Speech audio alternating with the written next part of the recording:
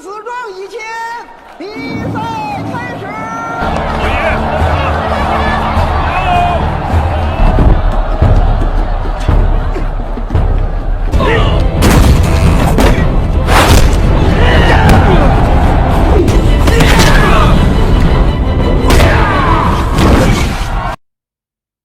Huo Yuanjia yang berusia 10 tahun adalah putri dari seorang master seni bela diri bernama Andy. Andy tidak pernah mengizinkan Huo untuk ikut serta dalam latihan karena khawatir dengan penyakit asmanya. Namun anak itu memiliki hasrat yang lebih besar terhadap kungfu. Dia mencoba yang terbaik untuk menyelinap ke kelas ayahnya untuk mempelajari dasar-dasarnya.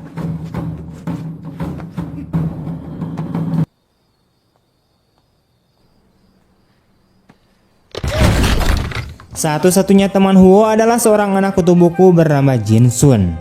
Dia mengerjakan semua pekerjaan rumah kaligrafi Huo sehingga Huo bisa berlatih.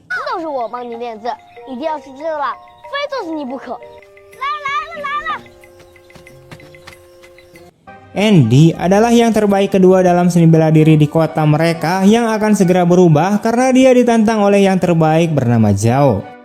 Huo sangat antusias dengan pertarungan ini dan yakin bahwa kemenangan akan jatuh ke pangkuan ayahnya. Andy berada di atas angin dalam pertandingan dan akan mendaratkan pukulan fatal pada Zhao. Namun keyakinan dan permainannya yang adil mencegahnya untuk melakukannya. Memanfaatkan kebaikannya, Zhao kemudian membalas dan memenangkan pertandingan dengan terhormat.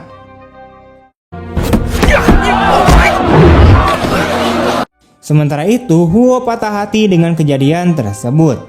Putra Zhao menantangnya untuk berkelahi ketika hanya ada anak-anak yang bersama. Huo dengan percaya diri menerima tantangan tersebut namun dikalahkan dalam waktu singkat. Pada saat itu, dia bersumpah untuk memulihkan nama keluarganya dan menjadi seniman bela diri terbaik di Tianjin. Dia dan Jin Sun kemudian pergi ke perpustakaan ayahnya dan mencuri bukunya tentang seni bela diri. Kemudian dengan menggunakan buku tersebut, dia berlatih siang dan malam tanpa istirahat. Ketika Huo akhirnya merasa sudah siap, dia kemudian menantang Zhao untuk bertarung lagi. Zhao menerima tantangan tersebut dengan percaya diri, namun langsung terbukti lemah saat menghadapi Huo yang sudah terlatih. Beberapa tahun kemudian, Huo kini tumbuh menjadi lebih baik dalam seni bela diri. Ayahnya telah lama meninggal bersama dengan istrinya yang meninggalkannya dengan seorang anak perempuan. Huo memanjakannya karena dia adalah kegembiraan dan kebanggaannya dalam hidup. Setelah pertarungan terakhirnya dengan Zhao, Huo tetap tak terkalahkan. Dia telah melawan beberapa lawan tapi tidak ada yang cukup bagus untuk menyulitkannya.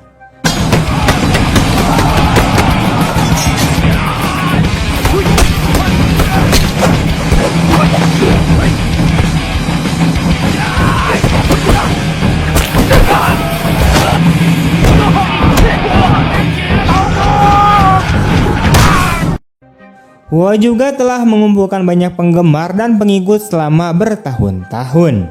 Namun dalam perjalanannya, ia telah mengembangkan kesombongannya dan mulai melupakan prinsip-prinsip ayahnya. Dia minum dan berpesta sepanjang waktu dan membiarkan murid-muridnya lebih fokus untuk bersenang-senang daripada berlatih.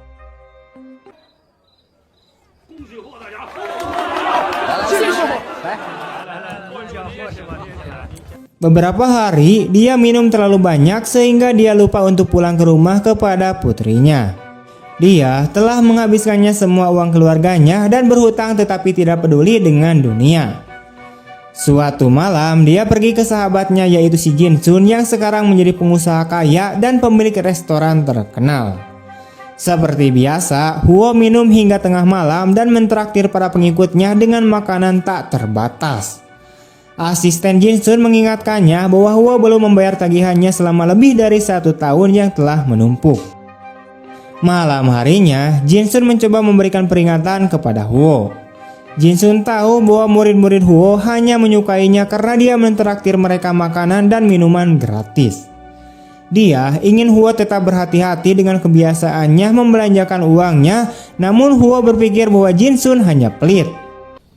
还非打不可。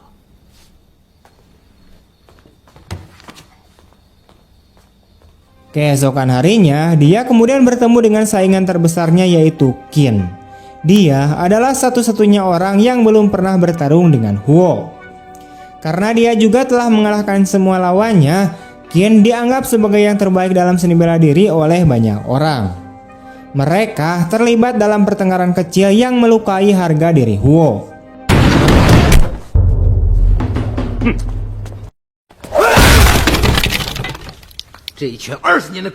Dia melampiaskan kemarahannya kepada murid-muridnya, memukuli mereka saat mereka berlatih.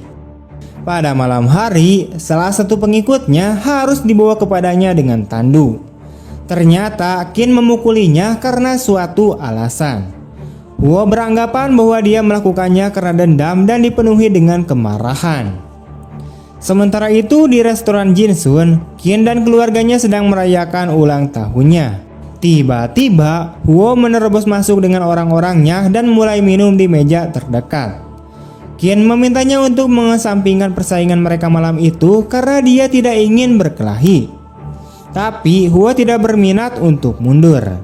Jinsun juga mencoba untuk menghentikannya, tapi malah dihina. Dalam kemarahannya, dia pun memutuskan persahabatan seumur hidup mereka. Sekarang bahkan lebih marah lagi, Huo menantang Qin untuk berkelahi dan memintanya untuk berlutut jika dia tidak mau menerimanya. Semua orang pun keluar dari restoran demi keselamatan mereka, meninggalkan para petarung sendirian. Mereka pun terlibat dalam pertarungan sengit dan keduanya beradu keterampilan dan kekuatan.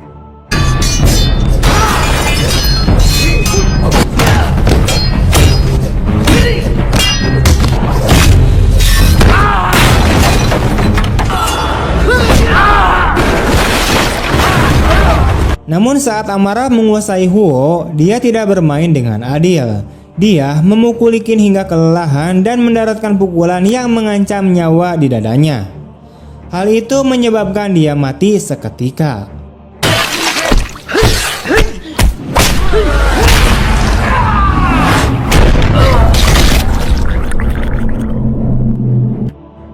Huo kemudian pulang ke rumah di pagi hari dan melihat mayat ibunya di tempat tidurnya.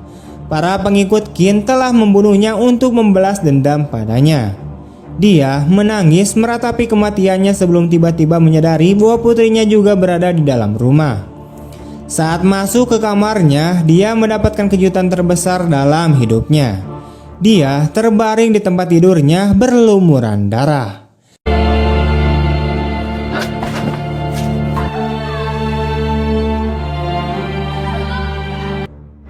Di tangannya ada sebuah kantong kecil yang dia janjikan untuk diberikan kepadanya ketika dia kembali ke rumah. Hancur karena kematian yang dia sebabkan, Huo melangkah keluar rumah ketika murid-muridnya memberitahukan bahwa pria yang dipukuli oleh Qin telah menghina istrinya. Qin tidak memukulinya karena dendam, tapi demi kehormatan istrinya. Dipenuhi dengan rasa bersalah, penyesalan, dan kesedihan, Huo tidak melihat alasan baginya untuk terus hidup. Dia kemudian menaiki kapal pertama dan berbaring di sudut kapal, bersedia untuk pergi kemanapun kapal membawanya. Setelah hidup di jalan selama 6 bulan, Huo merasa muak dengan kehidupan.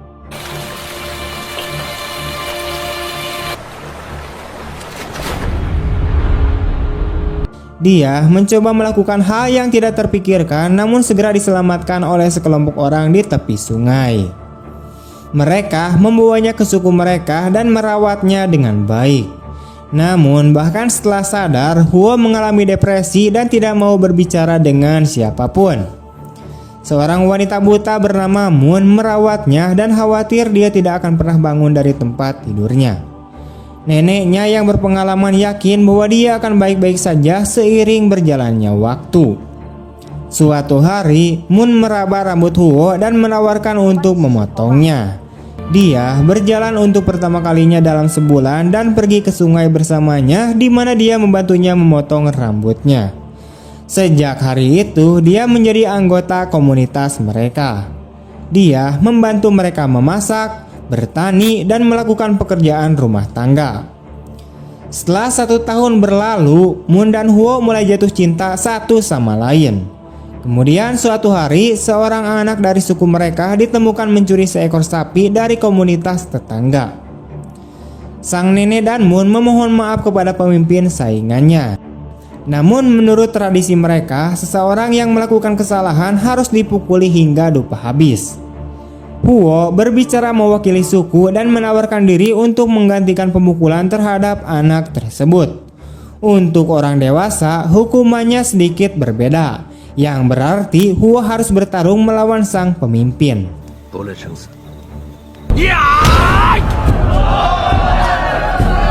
Meskipun Huo dapat menghabisinya dalam waktu singkat, dia tidak ingin menggunakan pengetahuannya untuk menyakiti siapapun lagi.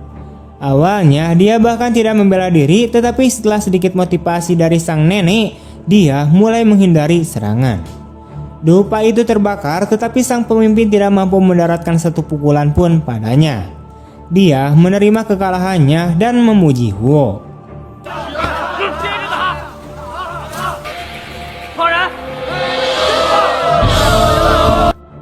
Keesokan harinya, Huo, Moon, dan anak-anak suku berada di ladang. Anak-anak ingin belajar kungfu dari Huo, tapi dia menolak untuk mengajari mereka semua. Dia tahu apa yang dilakukan oleh kekuatan besar terhadap orang-orang dan ingin desa yang damai tetap sama.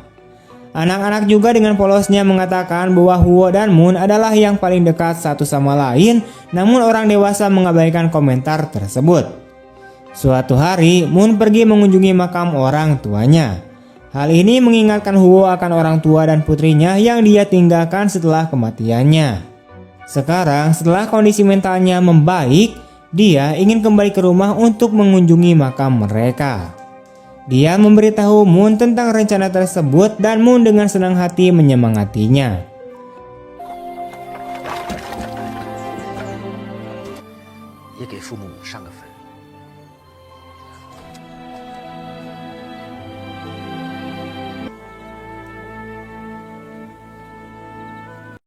Huo berjanji untuk kembali secepat mungkin dan memintanya untuk menunggunya. Dalam adegan berikutnya, kita melihat dia memasuki kota asalnya yaitu Tianjin, yang sekarang menjadi tempat yang sama sekali berbeda. Setelah jatuhnya dinasti Qing, beberapa negara kuat menyerang Tiongkok dan mengambil alih. Tianjin menjadi terjajah sebagian yang menyebabkan beberapa penduduk asing tinggal di kota tersebut dan mempengaruhi budaya mereka. Huo kemudian pergi ke rumah masa kecilnya yang sekarang menjadi tempat yang kumuh. Di sisi itu, pelayan keluarga bernama Laipu menyambutnya masuk. Dia telah mencoba yang terbaik untuk menjaga keadaan tetap seperti semula, namun setelah kepergian Huo, sekelompok kreditor mengobrak-abrik seluruh rumah untuk mencari uang. Huo pergi ke makam keluarganya dan meminta maaf kepada ayahnya. Dia akhirnya mengerti mengapa dia tidak mendaratkan pukulan beberapa tahun yang lalu ketika dia bisa memenangkan gelar pemain terbaik. Setelah itu, ia pergi meminta maaf kepada keluarga Kui dan membungkuk di depan kuilnya. Saat dia berkeliling kota, dia kemudian melihat seorang pegulat bernama Hercules sedang menantang orang-orang Cina dalam sebuah pertarungan. Dia tetap tak terkalahkan dalam setiap pertarungan dan yakin akan kemenangan berikutnya. Untuk melestarikan warisan Tiongkok, Huo kemudian ingin menantangnya, namun ia membutuhkan sejumlah uang untuk itu. Untuk perhentian berikutnya, dia pergi ke tempat Jinsun dan meminta maaf atas apa yang terjadi beberapa tahun yang lalu. Dia berjanji akan belajar dari perbuatannya. Ketika Jinsun mengetahui untuk apa dia membutuhkan uang itu, dia tidak membuang waktu sebelum menyerahkannya melalui seorang asisten. Kemudian di klub balap tahun 1909 di Shanghai, Hercules bertanding melawan Huo. Sekilas, seseorang yang bertubuh mungil seperti Huo tidak akan pernah bisa mengalahkan Hercules yang ukurannya 2 kali lipat lebih besar darinya. Sebelum pertandingan dimulai, Huo meminta agar ia dan Hercules bertarung dengan penuh kehormatan dan kesopanan. Mengambil keuntungan dari kendala bahasa, penyiar itu salah menerjemahkan permintaan Huo menjadi dia ingin menendang bokongmu sehingga membuat Hercules tertawa. Pertarungan pun dimulai dan Huo langsung unggul.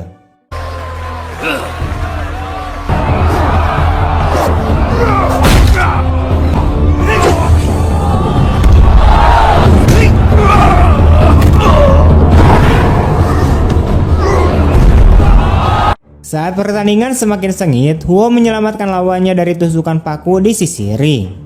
Sebagai olahragawan yang baik, Hercules menerima kekalahannya dan menjadikan Huo sebagai pemenang.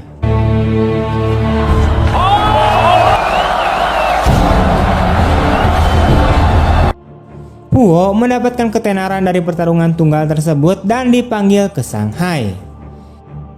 Dia bertemu Jin Sun di sana yang mengusulkan mereka membentuk Asosiasi Atletik Jinwo, yaitu sebuah tempat di mana mereka mengajarkan seni kungfu bela diri kepada para pelajar Tionghoa. Dengan begitu, bahkan dengan tekanan asing yang terus-menerus, mereka dapat melestarikan warisan mereka.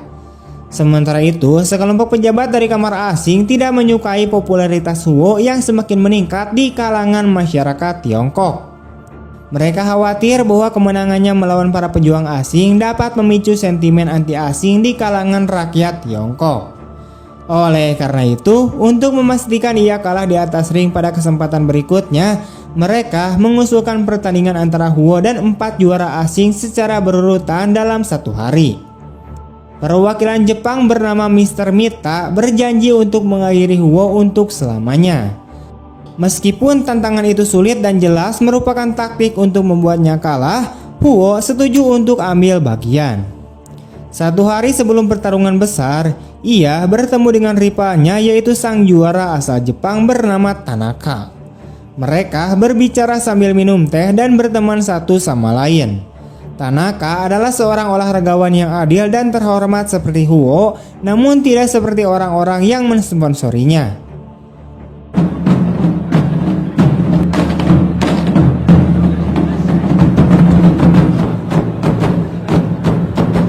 Singkat cerita, langsung ke hari pertarungan. Huo dipaksa untuk melawan 3 petarung terbaik dari seluruh dunia, namun tak ada satupun dari mereka yang bertahan di atas ring lebih dari 1 menit. Huo berhasil mengalahkan ketiganya tanpa berkeringat.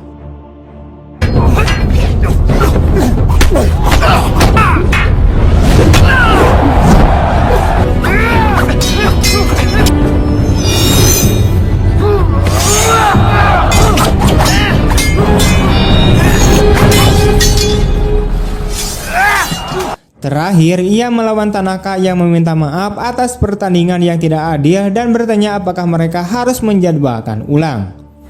Huo mengatakan tidak apa-apa dan ronde pertama pun dimulai. Mereka bertarung dengan menggunakan senjata pilihan mereka. Huo menggunakan Sanjie Gun dan Tanaka menggunakan katana. Di tengah-tengah pertarungan yang sengit, mereka tidak sengaja bertukar senjata. Tanaka tidak terlalu pandai menggunakan Sanjie Gun, jadi untuk membuat pertarungan yang adil, Huo menawarkannya untuk bertukar senjata.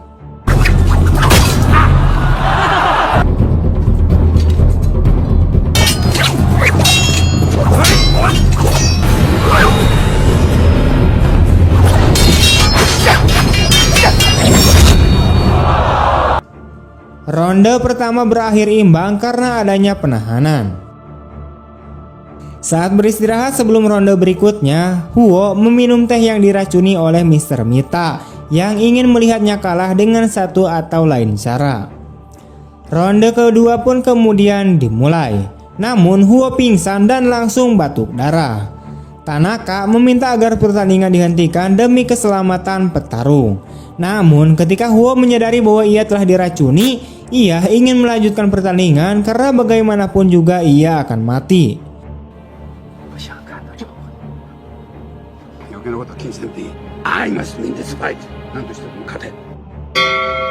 Bahkan ketika kelelahan dan beberapa detik lagi akan mati, Huo berhasil memberikan pukulan terakhir ke dada Tanaka, menggunakan teknik yang sama dengan yang menewaskan Qin. Namun kali ini dia menahan pukulannya, belajar dari kesalahannya. Namun saat itu dia pun pingsan. Tanaka menyatakan Huo sebagai pemenang, mengetahui bahwa ia sengaja menahan pukulannya.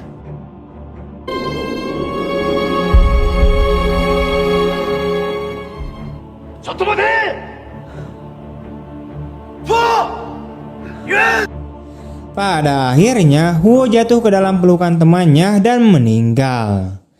Tanaka dengan marah meremehkan Tuan Mita karena tega membunuh seseorang demi harga dirinya. Dia menyebutnya sebagai aib bagi Jepang sebelum bergegas pergi. Pada adegan terakhir, arwah Huo mencapai lapangan di luar rumah Moon dan dia berlari ke arahnya merasakan kehadirannya meskipun dia buta. Tamat. Oke, sekian dulu untuk video hari ini. Jangan lupa untuk like, komen, share kemanapun kalian suka. Terima kasih telah menonton. Sampai jumpa di video-video selanjutnya. Bye-bye.